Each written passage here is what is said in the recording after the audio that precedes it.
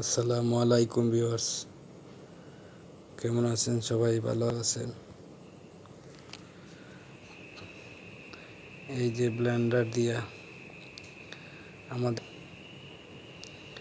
গুড়ি করতেছেন আম্মা। আমার আম্মায় পিঠা করেন, আবার অনেক মজা করে। এই যে গুড়ি ডেগের মাঝে দেখা আর গুড়ি ব্লেন্ডার দিয়া গুড়ি কুটরা ডাগুয়া দিয়া নাড়াচাড়া কররা, অনেক মজার পিঠা হবে। এই যে খাই হয়ে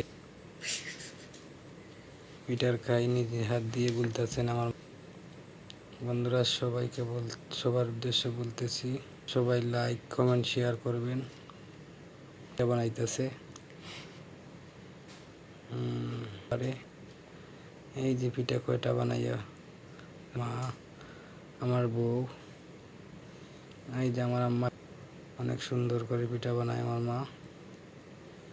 খুব এই যে একটা পিঠা হয়ে গেছে, পিঠা বানানোর জন্য হাতে নিছে।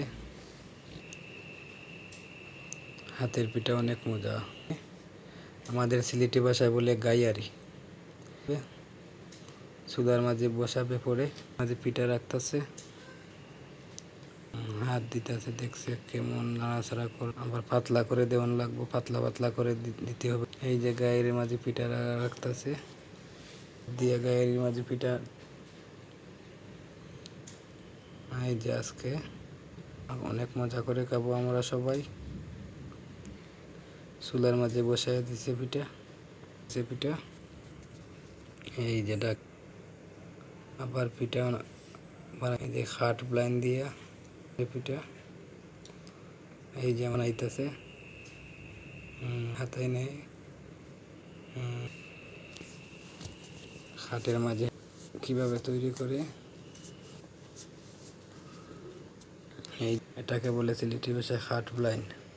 বন্ধুরা, সবার উদ্দেশ্যে আবার বলতেছি, এতে সবাই ফলো করবেন, লাইক করবেন, ইনশাল্লাহ ভালো হবে। এই পিঠা করে খাবো গরুর মাংস দিয়ে হয়েছে, পিঠা দিয়ে খাবো, পিঠা দিয়ে গরু।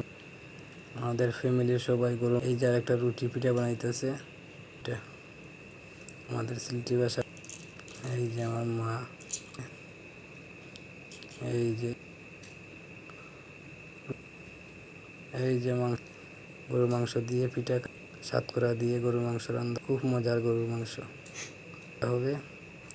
আমার তো আবার আমিও খাবো অনেক রুটি পিঠা, গরুর মাংস 10টা থেকে 12টা রুটি পিঠা খেয়ে ফেলি।